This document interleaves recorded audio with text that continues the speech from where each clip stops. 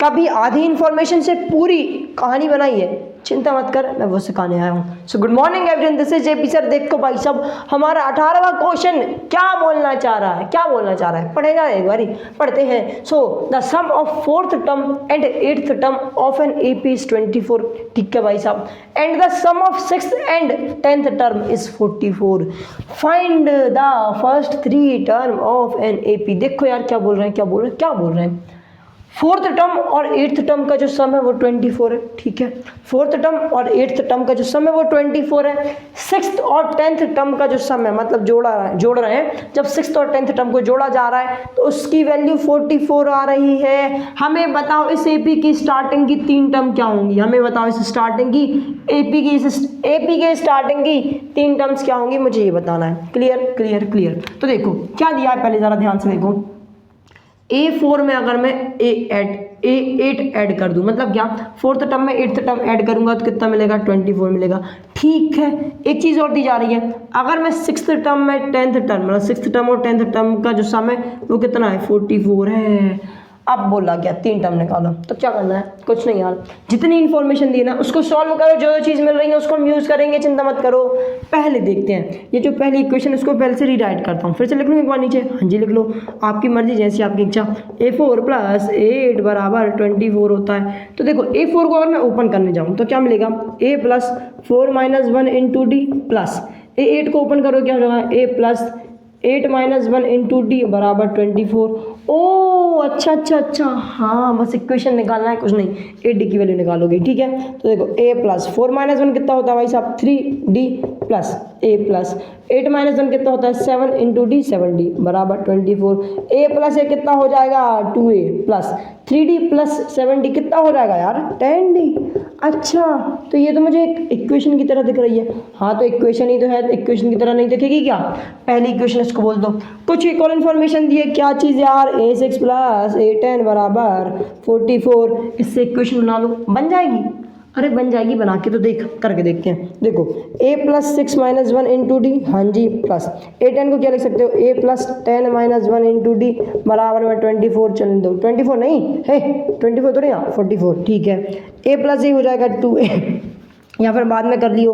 A + 6 - 1 होता है 5 × D 5D plus A + 10 - 1 होता है 9 × D 9D बराबर 44।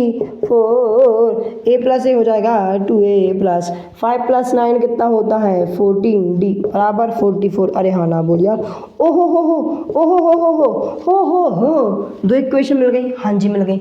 अब क्या, एलिमिनेशन मेथड, सब्स्टिट्यूशन मेथड, जो तुम्हें ठीक लगे करो। A और D की वैल्यू निकालने की कोशिश करो। अगर ध्यान से देखें A है, मतलब जो पहला हमारा वेरिएबल है उसका कोफिशिएंट सेम, साइन सेम, तो क्या कर दो, माइनस कर दो, मतलब पहली इक्वेशन में से सेकंड या सेकंड इक्वेशन में से पहली माइनस कर दो। तो ध्यान से देखो, यहाँ पे लिखो जरा एक बारी, 2A + 10D बराबर 24। एक बारी और लिखो 2A + मतलब दूसरी बार लिखेंगे 2A + 14D बराबर 44। अरे हाँ ना बोल यार, पहले में से सेकंड को माइनस करोगे, मतलब क्या, ये जो माइनस का साइन है सबके साथ आएगा, जैसे ही ब्रैकेट ओपन होगा अंदर के साइन चेंज, सारे के सारे अंदर के साइन प्लस के, सब माइनस कर दो। तो 2A + का माइनस हो गया, 14D + का माइनस हो गया, 44 + का ये भी माइनस का हो गया, 2A ने 2A को मार दिया, एक प्लस का एक माइनस का मार दिया, ठीक है।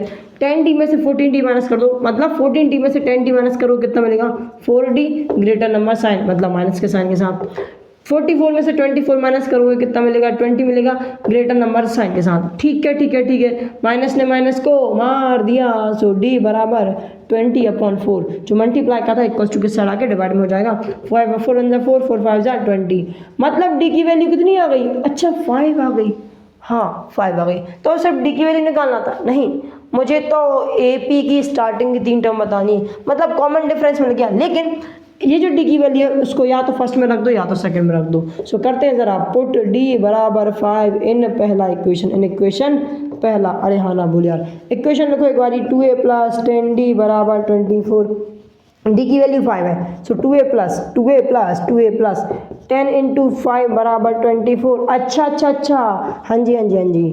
2a प्लस 5 इंटू 10 होता है 50। 50 प्लस क्या है, इक्वल्स टू किस साइड आएगा तो माइनस हो जाएगा, लेकिन पहले एक बार इस तरीके से लिख लो। सो 2a बराबर 24 माइनस 50। सो 2a बराबर कितना होगा 50 में से 24 माइनस करोगे मिलेगा 26, वो भी माइनस का 26। ओके, a बराबर माइनस 26 अपॉन 2, 1 टाइम में 1 टाइम में 3 टाइम में, मतलब a की वैल्यू कितनी आ गई माइनस का 13। कितनी यार, माइनस का 13। अच्छा अच्छा अच्छा अच्छा अच्छा अच्छा अच्छा अच्छा, हाँ माइनस का 13 आ गई। एक की वैल्यू, किसकी वैल्यू, एक की वैल्यू। ठीक है, अब मुझे क्या करना है, स्टार्टिंग की 3 टर्म बतानी है। तो ए क्या होता है, पहली टर्म ही होती है। क्या होती है, पहली टर्म होती है। तो मतलब ए की वैल्यू तो माइनस 13 आ गई। अगर मैं सेकंड टर्म निकालने जाऊँ तो क्या करूँगा, फर्स्ट टर्म में कॉमन डिफरेंस प्लस कर दूँ।